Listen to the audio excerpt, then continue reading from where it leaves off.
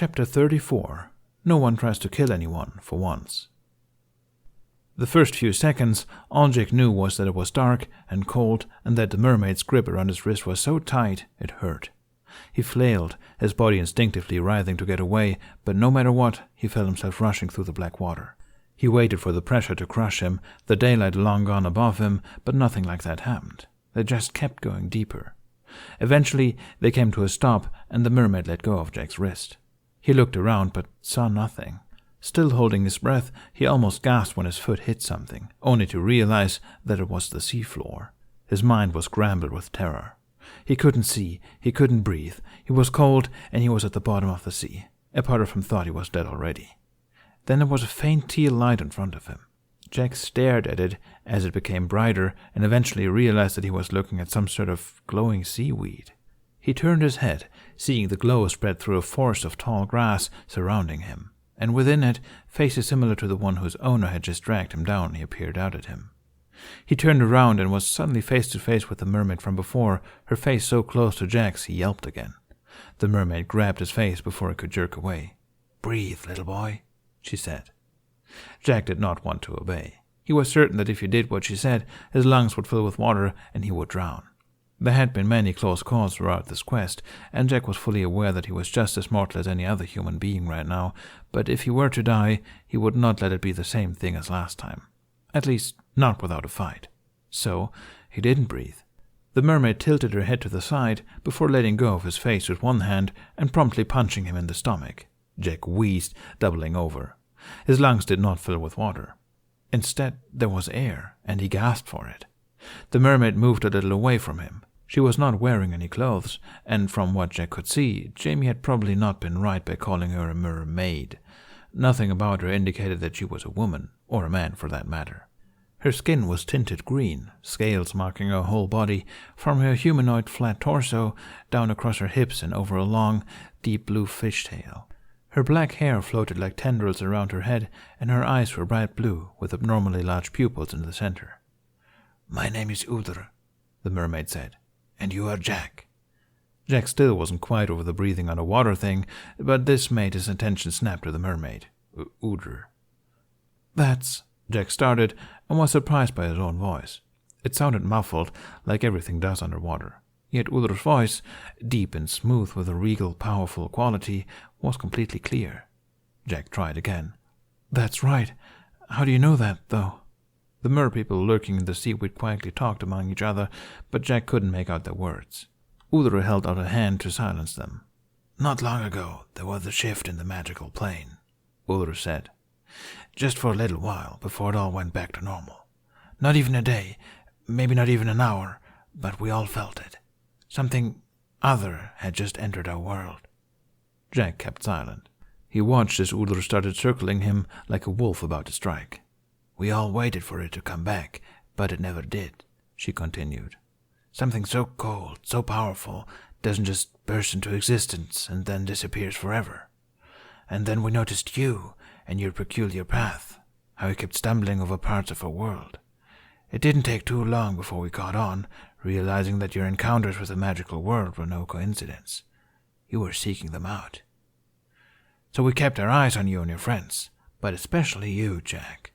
We noticed it after a while. There was something very special about you. And that day, when you froze the sea, that same power spiked again, sending a jolt through the magical plane. And now we're all wondering—" Udr stopped in front of Jack, her eyes drilling into his. "Who are you?" Jack could lie, but that wouldn't get him anywhere, and he wanted to get up on dry land as soon as possible. "I used to be a winter spirit," he said. "I was called Jack Frost.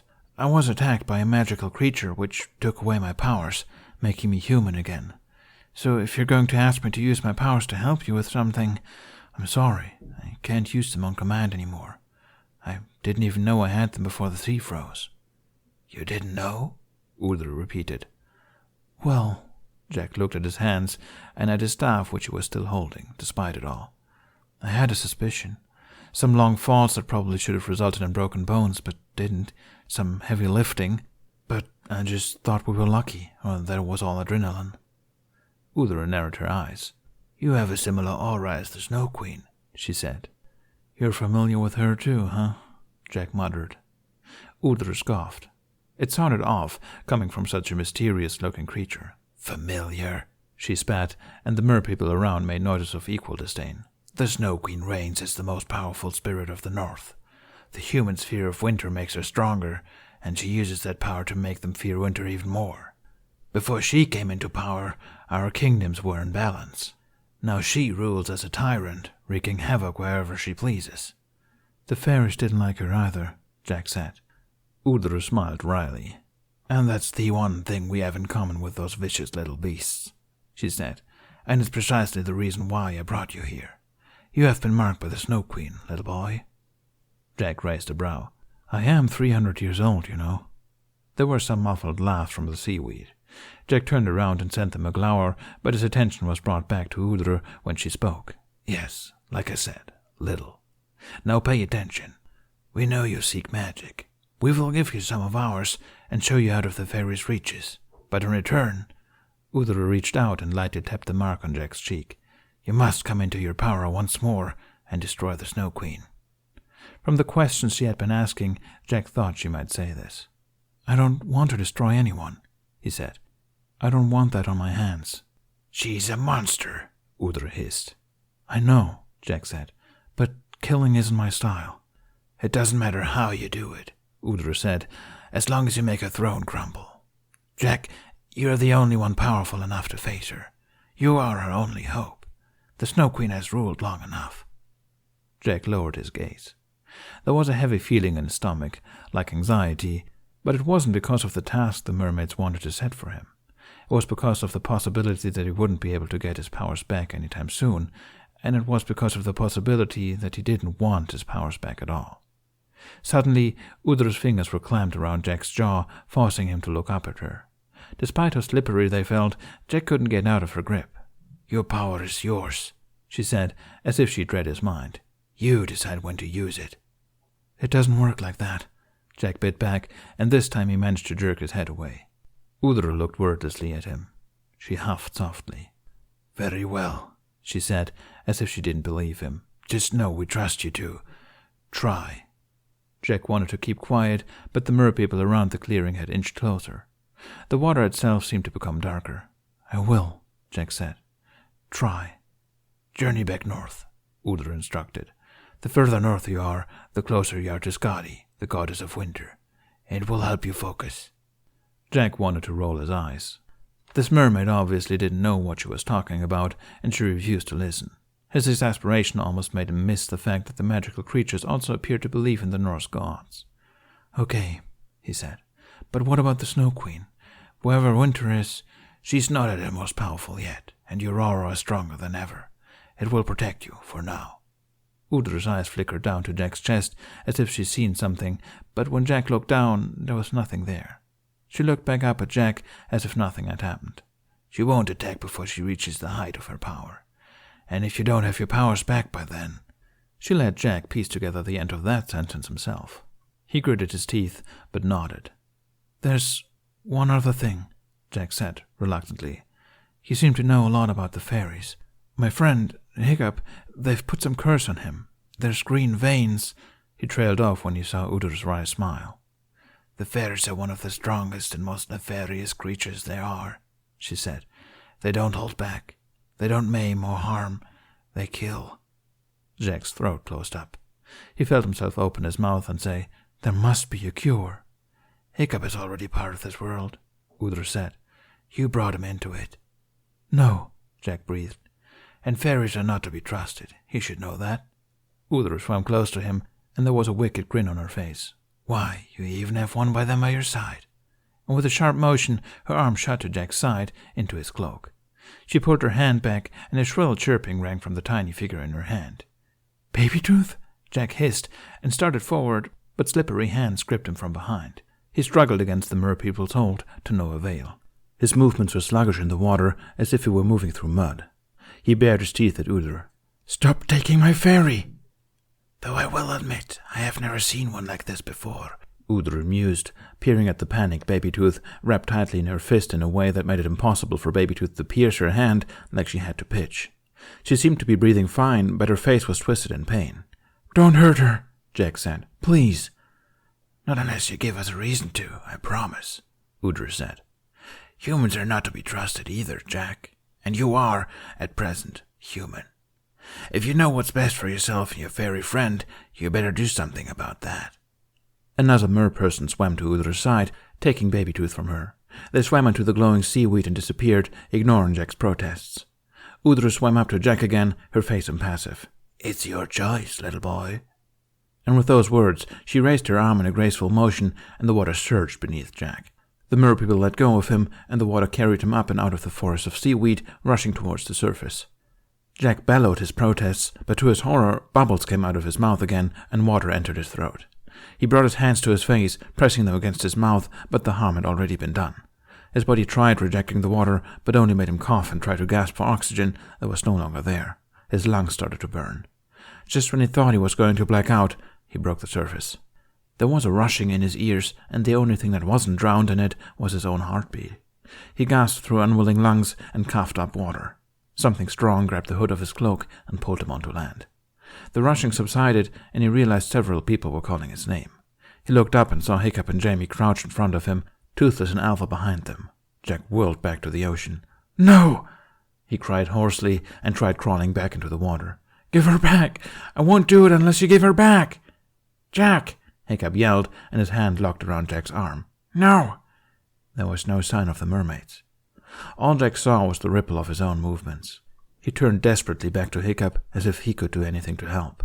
"They took Baby Tooth," he whispered, unable to control his breathing. It felt as if the water was still choking him. "They took her, and they won't give her back unless—" He cut himself off and let Hiccup pull him into a hug. "Okay," he said. "Let's just get out of the water first. We'll figure it out." "I'm so sorry," Jack whispered, remembering what Udra had said. He clutched Hiccup's shoulders like he could physically hold him back from the fate the fairies had put upon him. It was all too much. It was too much. "I'm sorry. I'm so sorry." Hiccup watched Jack. He stood on the pier facing the fairies' island, silhouetted against the sunset. He was completely still, holding his staff close. The only thing that betrayed he wasn't a statue was the wind gently disheveling his hair. "You should talk to him," Jamie murmured. He sat beside Hiccup outside their hut, half-heartedly picking on a piece of bread Alva had gotten them. Hiccup absently ran his hand over Toothless's scales. His head hurt. "Shouldn't you talk to him?" he asked. Jamie shook his head. "Not about this stuff," he said. "He'll just try to be brave. He's different around you. Doesn't try to be all big brothery." He thought Jamie might be right. He wondered at which point this had changed, when Jack had gone from hiding every little secret to finding a sort of comfort in Hiccup that he couldn't find anywhere else. Not that he wasn't still keeping secrets. Hiccup got to his feet, wincing as he put weight on the substitute wooden peg leg Alva had offered him. It didn't feel steady enough and made his limp even more prominent as he walked down to the pier. But he ignored that, as well as the way his fever made the ground slowly spin beneath him. "Jack," he said as he approached. Jack moved his head to the voice, but didn't turn around. "Hiccup," he replied. His voice was hoarse, and Hiccup could tell it wasn't just from swallowing seawater. As Hiccup walked up to his side and looked at him, he could see red streaks going down his cheeks. Hiccup didn't know what to say. Nothing could make things feel better right now. "What did the mer people tell you?" he asked gently. Jack's jaw tightened. His gaze was fixed on the fairies' island, his eyes bearing an uncharacteristic anger. He started, but stopped when his voice wavered. He swallowed. "They said we have to defeat the Snow Queen." Hiccup blinked. "But I thought you said that wasn't possible?" "I did," Jack agreed. He went quiet before taking a deep, shaky breath and lowering his gaze to the water.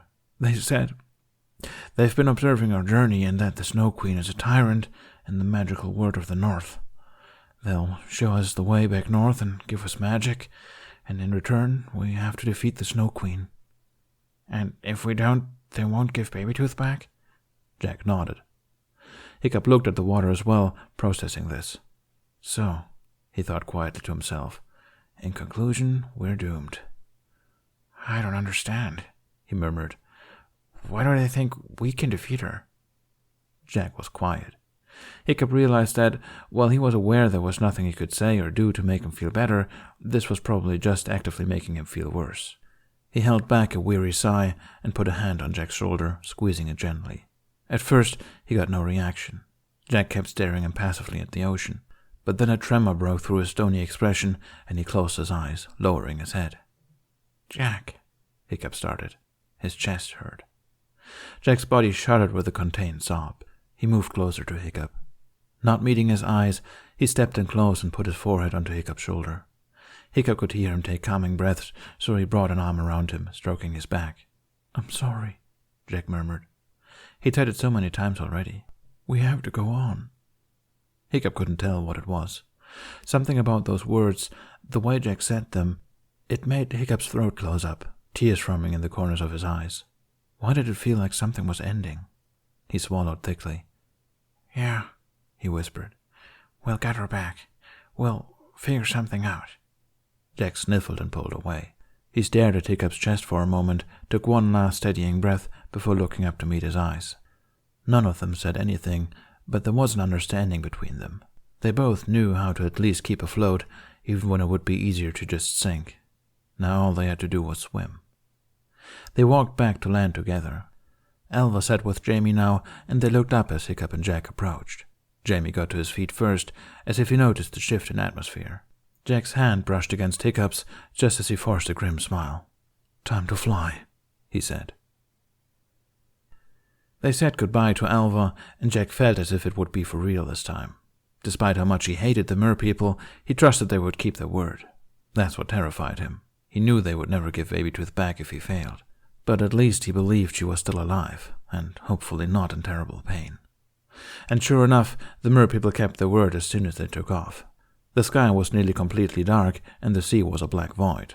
But as they soared north, a teal glow flared up below them and stretched in a line towards the horizon. Jamie gasped. "Wow," Hiccup muttered. "They're not subtle." Jack said nothing. They followed the glowing trail, and Jack closed his eyes. For a moment there, he'd thought he might have a choice. But Udor was right.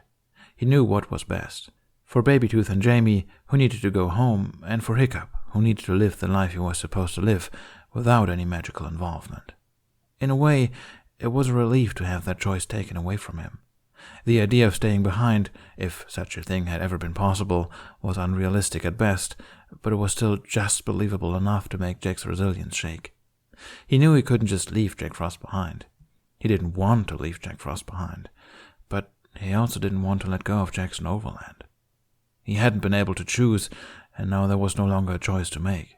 Now, all he had to do was become Jack Frost, and their worries would soon be over. And what about Hiccup? Jack knew he didn't want to leave without at least saying goodbye, and Hiccup deserved to know why. Hiccup deserved to know. He deserved to know everything. Hiccup. Hiccup turned halfway around to meet Jack's eyes, his brow slightly furrowed. "Yes?" he said, and there was a question in that one word. Was something wrong? Jack looked back at him, his mouth open, the words just on the tip of his tongue. "There's something I need to tell you," he should say. "Why the merpeople think we can defeat the Snow Queen. I should have told you before, but he couldn't." Hiccup's brows furrowed even more. He turned further around. "You okay?" he asked in a quiet voice. Jamie moved his head in front of him, revealing that he was listening, but he didn't turn around. Jack said, his mind now scrambling to find something else to say. But he couldn't bring himself to deceive Hiccup any more, and just ended up looking away. He leaned forward and bumped his head against his shoulder. Hiccup was quiet for a few seconds. Then Jack felt his hand on his head, lightly running through his hair. "We'll be home soon," he told him. Jack found himself leaning against his touch, even smiling faintly. At least he could have this for a little while longer. "Look," Jamie said. "An island." Jack looked up, and Hiccup turned back ahead. Sure enough, the dark silhouette of an island was in front of them. The glowing trail led towards it, curving along its shore. As they came closer, the moon peeked out from the clouds. The island was not particularly big, a bit bigger than Alva's Island maybe. The moon shone down on it, revealing a forest, a lake, and a pretty impressive mountain range.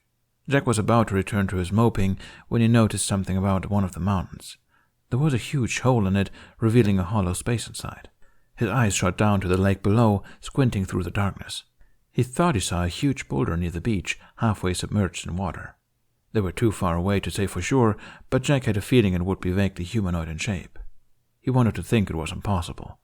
He knew it wasn't.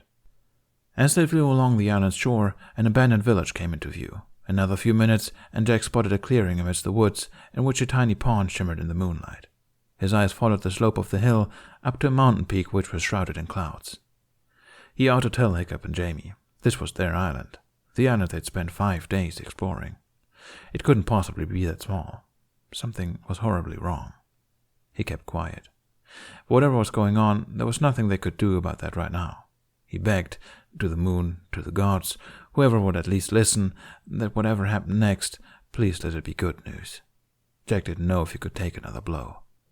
The island was far behind them when the glowing trail abruptly ended in the middle of the ocean. "What now?" Jamie asked. Hiccup looked around as if he could see anything in the darkness before looking down at Toothless. "I think we know where we are," he said. "Right, Toothless?"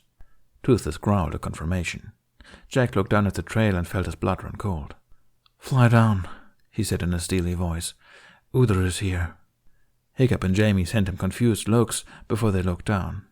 Hiccup and Jamie sent him confused looks before they too looked down. Hiccup's expression darkened. Jamie looked at Jack. "Are you sure?" Jack nodded. "The second part of the promise," he said. "She has no reason to hurt us." Jamie didn't look entirely sure about that, but he steered Toothless down towards the ocean. Toothless stopped just above the surface, the tip of his wings barely missing the water for each beat. Udra held up her hand and opened her mouth. All Jack could hear was the clicking noise, but he understood. He untied the satchel around his waist and dropped it. Hiccup sent him a shocked look, and Jack pretended he wasn't also afraid that Udra would simply disappear into the deep with it, erasing all their progress. But she caught the satchel easily and held it between her hands for a few seconds with her eyes closed. Then she opened them again and threw the satchel back up to them. Hiccup was the one who caught it. Udra smiled before she let herself sink into the dark, holding Jack's gaze until he couldn't see her anymore. Hiccup shuddered and handed the satchel back to Jack. "Well then, I say we stop by Edon and Runes," he said. "I can't bear flying above the ocean any more than we absolutely have to right now." "To be fair," Jack said, in a poor attempt at lightening the mood, "they are the first creatures who haven't actively tried to kill us." Just before reaching the marketplace, it started to snow. "It's fine," Jack said. "The mer people said we would be fine." "And you believe that?" Hiccup asked. Jack sighed. "Sadly, yes," he murmured. "The Snow Queen won't attack us for the time being. Besides, we all knew it was going to snow. It is winter." "I've never yearned so much for summer," Hiccup mumbled. Jamie turned around and sent him a glower, one which undoubtedly left Hiccup very confused. Jack smiled despite himself. The sad truth was he was beginning to feel the same way. They landed outside Edon and Rune's house. The village was silent, was both late and cold enough for even the marketplace to be empty. Hiccup stumbled as he dismounted Toothless, muttering a curse at his flimsy prosthetic. Jack came up to his side, offering a shoulder to lean on, and they hobbled over to the door. Edon opened the door with an annoyed expression, which quickly turned to surprise when she realized who it was. "Great Odin's ghost," she said, her voice scratchy from sleep. "What happened to you?" "You don't want to know," Hiccup said warily. "Is it too late to ask for a few hours of shelter?" Edon quickly ushered them inside and told them to head up to the room they'd stayed in last time while she prepared a warm meal for them. She fussed over them a little bit, but kept her questions to herself. Her care and willingness to stay out of their business, despite them showing up on her doorstep in the middle of the night, looking like they'd caught the plague, was almost enough to make Jack start crying again. They passed Rune on their way up, and all he did was roll his eyes with a small smile on his face, as if he had expected them to come back in tatters like this. Hiccup just nodded at him, but once they'd climbed up through the trapdoor, he let out a small huff of laughter. "We never even drank the mead." Jack smiled. "Let's drink it once we have something to celebrate." They waited until Edon had stopped coming and going, first with soup and then with warm woolen blankets and a lantern. Before leaving them for the night, she sent Hiccup an exasperated look. "I thought this was going to be a short adventure," she said. Hiccup frowned. "Sorry?" Edon shook her head. "No matter," she said, and gave a big yawn. "I'm just glad you're whole, and now I hope you get a good night's sleep, with the sweetest dreams. You certainly look like you need it." "Thanks," Hiccup said. Eden winked at him before closing the trapdoor over herself. They waited for a few moments before Jack turned to Jamie. "I have a suggestion," he said. "We deal with the crystal now, then we get some rest, and then we can fly back to Burke as soon as we wake up tomorrow." Jamie brightened at that. "I'm not tired," he proclaimed, and Jack knew he was lying, or at least exaggerating. But Jack brought up the satchel and poured the crystals onto the floor. He was about to run his hand over them, but stopped when he realized that this would be the first time they did this without Baby Tooth. Jamie and Hiccup seemed to realize this at the same time as him. "We'll just have to try and find it on our own," Jack said. "We've deduced it before, someplace significant." "What if it's somewhere you haven't been before?" Jamie asked nervously. Hiccup looked between them, a silent question mark on his face. "I don't know," Jack said. "I can go alone if you want." "No," Jamie said, like Jack had just said something incredibly stupid. "Just what if we get trapped in there?" "What?" Hiccup said. "It hasn't happened before," Jack said. "And even the first time, when I was alone, I still found my way to the party. It'll be fine." "The party?" Hiccup asked slowly. Jack smiled apologetically at him. "I don't really get it either." "Okay," Jamie said, took a deep breath, and huffed it out determinedly. "Let's just do it." Jack nodded. He was about to touch the crystals again, but Hiccup caught his wrist. "Lie down first," he pleaded. Jack rolled his eyes good-naturedly before lying down on Hiccup's thigh. "Happy now?" he asked. Hiccup pressed his lips together and rolled his eyes right back at him. "Just do your thing, please." More snow awaited them on the other side of the crystal, but this was the blizzard kind. "Jack!" Jamie yelled over the howling wind, stumbling to get to his side. Jack waded through the snow and pulled him close, thinking about how unfair it was that they couldn't interact with this world, but still had to feel the full power of a blizzard. He shuddered, shielding his face against the sharp snowflakes. This felt eerily familiar. They were standing on a hill. Jack saw a forest stretch out a few meters below them, but it was impossible to tell how big the forest was through the snowfall. He shook his head. A scene was blinking on and off in his mind's eye, a scene identical to this one, except now he was seeing it from a different perspective. There was a fear growing in the pit of his stomach, a fear that felt far away, like an echo. A specific type of fear, a fear not for himself, but for someone else. He saw movement in the corner of his eye. There, just a few meters up the hill from where they stood, a couple of figures were clambering through the snowstorm towards a bundle of boulders in the crook of a small mountain. "Oh," Jack breathed. Jamie looked up at him. "What?" Jack took Jamie's hand without looking away from the distant figures. "I think I remember something," he said. "Come on." They trudged up the hill, Jack using his cloak to shield them against the icy wind. He had the distinct feeling he'd done almost this exact thing before. Not like déjà vu. He was positive this, or something disturbingly similar, had happened before, and it was happening right in front of them. The figures disappeared between the boulders, but Jack kept walking forward. Jamie didn't say anything, and probably didn't see much either. He followed Jack blindly, and for once Jack felt like he knew where he was going. They approached the spot where the two figures had disappeared, and Jack grinned triumphantly when he saw how the ground stooped suddenly downwards, right in between the two boulders, folding over itself. There were footsteps in the snow leading into the fold. "Here, Jamie," Jack said. "It's a cave." Jamie squinted at it. Then his eyes widened. "Jack!" he gasped. "Come on," Jack said, his heart beating fast in his chest. "Quickly." He climbed in first and immediately went skidding down the stone ground, slippery with snow. He couldn't see anything in the darkness, but steadied himself against the wall. "Careful, it's—" Jamie gave a yelp when he went sliding down as well. He crashed into Jack. Jack couldn't help but laugh. "Slippery?" Jamie finished dryly. He shuddered as they got to their feet. "Jack, you said, back when we played hide-and-seek, you said you remembered something." "This is the memory," Jack said. "We're literally in the memory that started this whole domino effect. He was interrupted by his own voice.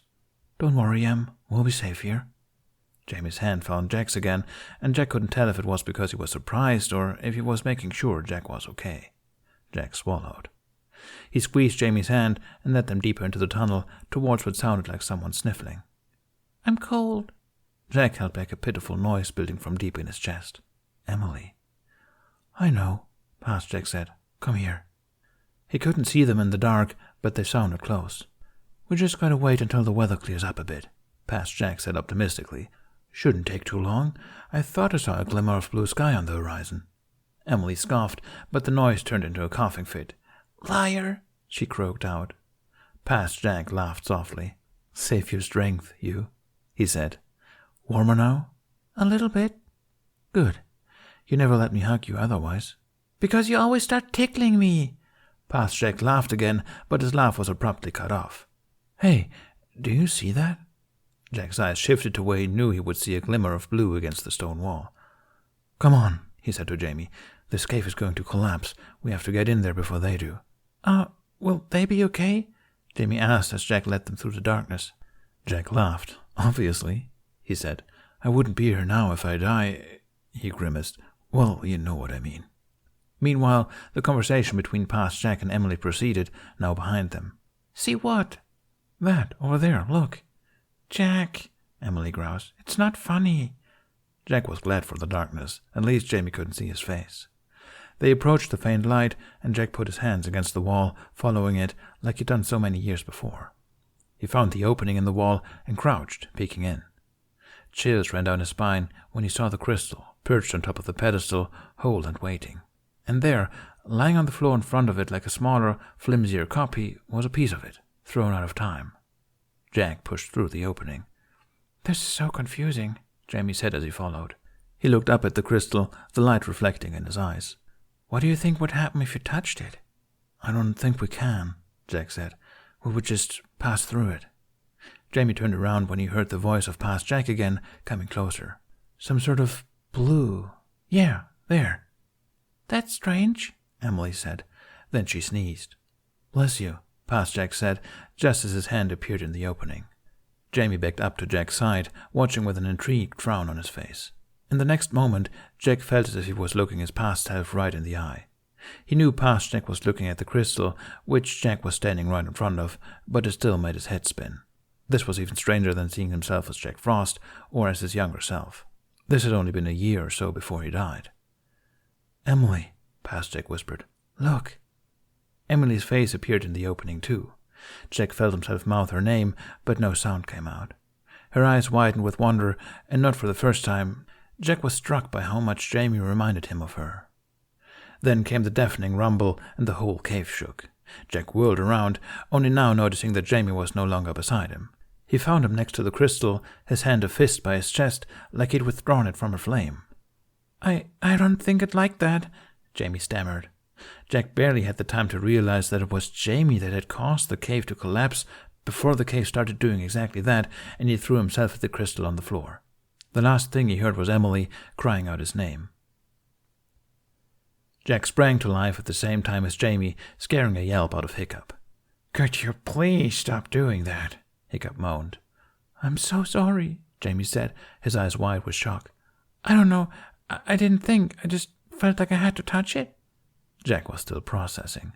He stared at Jamie, then glanced at Hiccup as if he would have any answers. He didn't, of course, and Jack looked back at Jamie. Yeah, made the same mistake myself, if you remember, he said, the words quickly falling out of him. Then he gave an incredulous laugh, running a hand through his hair. Jamie, it was you. How? I don't know, Jamie said, and he was beginning to smile too now that he saw that Jack wasn't upset. You knew it would happen? Did it happen the same way as before? Exactly the same way, Jack confirmed excitedly. Then he remembered maybe he shouldn't be so excited. Hey, he almost got us killed just then.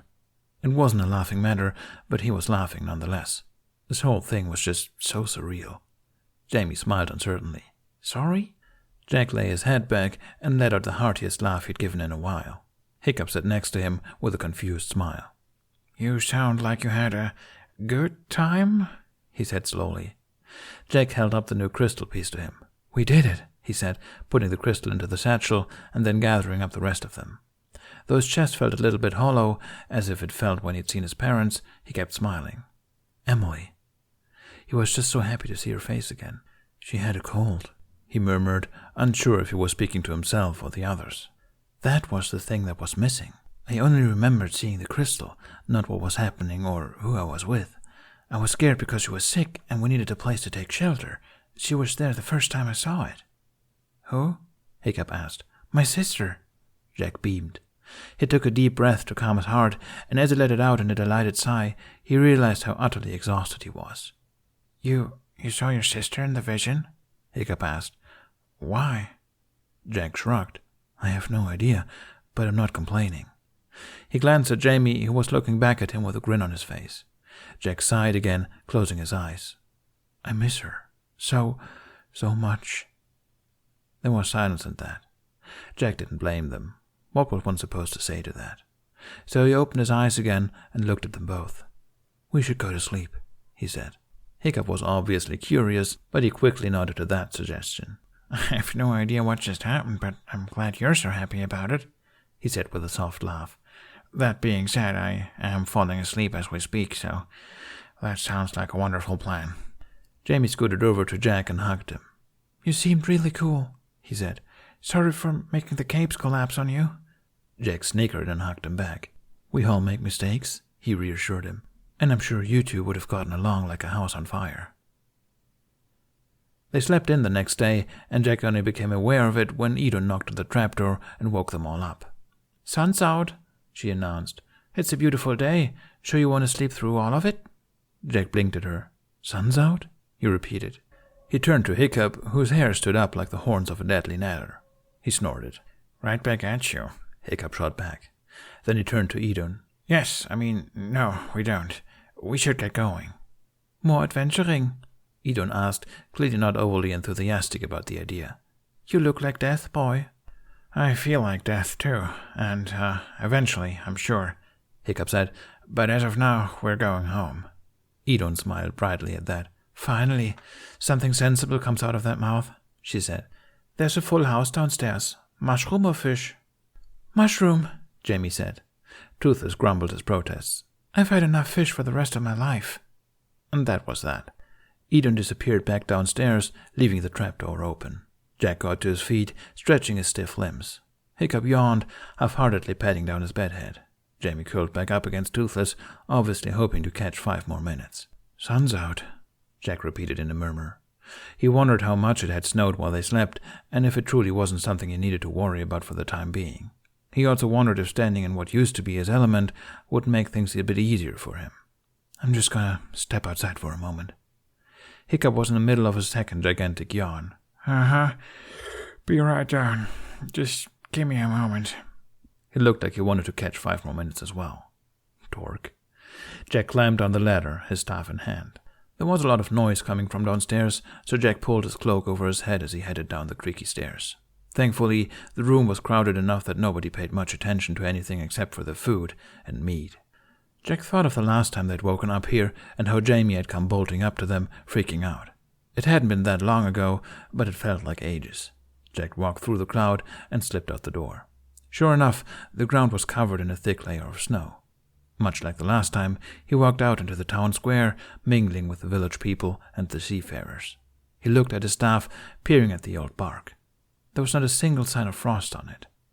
Jack looked around before heading for the back of Edon and Rune's house. It wasn't exactly a hiding place, but those who did see him would just have to think whatever they wanted to think. He faced the wall, placing his palm against it. All right, he said slowly. This time, I really mean it. We are in grave danger, Jack. Focus. He imagined cold coursing through his veins down his arm and into his fingertips. He'd never had to do that when he was Jack Frost, but maybe this was the way.